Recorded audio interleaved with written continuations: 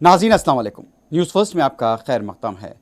आज फिर मुल्क में कोविड के केसेस बढ़े हैं। गुज़िश्ता रोज़ जिस तरह से 40,000 के करीब केसेस थे, आज 47,000 से ज़ायद केसेस हुए हैं। उसके साथ साथ रियासत तेलंगाना में भी 430 से ज़ायद केसेस की इत्तला मिल रही है। लॉकडाउन के ऐलान का आज 1 साल मुकम्मल हो गया है। इस 1 साल के दौरान क्या कोविड पर काबू पाया जा सका, इस पर एक खुसूसी जायज़ा लेंगे। उसके साथ साथ जिस तरह से खबरें मिल रही हैं कि होली की तकारीब पर पाबंदियां लगाई गई हैं, गुजरात के सूरत से गैर आबाई मजदूर अपने अपने मकानात को लौट रहे हैं क्योंकि खदशात है कि लॉकडाउन लग सकता है। इसके अलावा दुनिया भर से खबरें मिल रही हैं, कोविड के केसेस बढ़ रहे हैं और साथ ही साथ साथ एक गाजियाबाद की मंदिर के एक पुजारी का बयान सामने आया है जिसमें साबिक सदर जमहूरिया और हुब्बे वतन जिसे कहा जाता है अब्दुल कलाम को जिहादी कहा गया है। तो इस तरह की बकवास उनकी तरफ से की गई है और इसराइल में आम इंतखाबात हो रहे हैं और वहां पर एग्जिट पोल के मुताबिक किसी को अक्सरियत नहीं मिल पाई है। इन खबरों को हमने न्यूज़ फर्स्ट के इस बुलेटिन में शामिल किया है, लेकिन सबसे पहले देखते हैं क्या है आज की अहम सुर्खियां।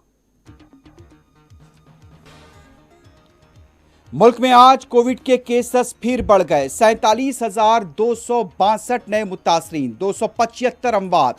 दिल्ली में होली तकारीब पर पाबंदी।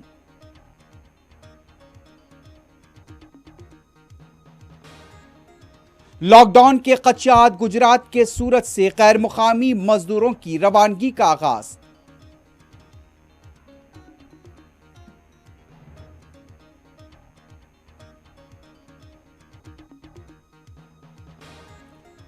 लॉकडाउन के ऐलान का 1 साल मुकम्मल, क्या कोविड पर काबू पाया जा सका, एक जायजा।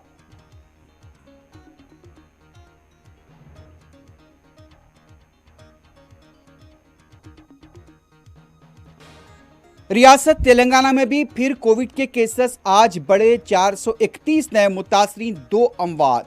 हैदराबाद में भी केसेस में इजाफा।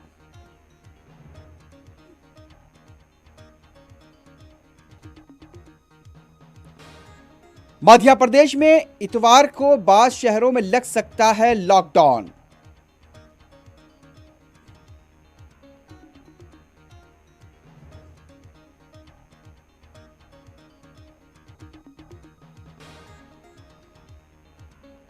साबिक सदर एपीजे अब्दुल कलाम जिहादी थे, पाकिस्तान की मदद की थी, गाजियाबाद के पुजारी की बकवास।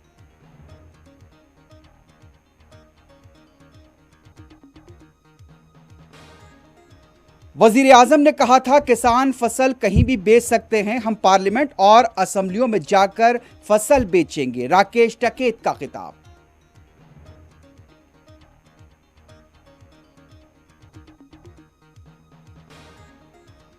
इसराइल के इंतखाबात में कोई भी पार्टी वाज़े अक्सरियत हासिल करने में नाकाम हो सकती है, एग्जिट पोल में इंकशाफ, नेतन्याहू ने किया कामयाबी का दावा।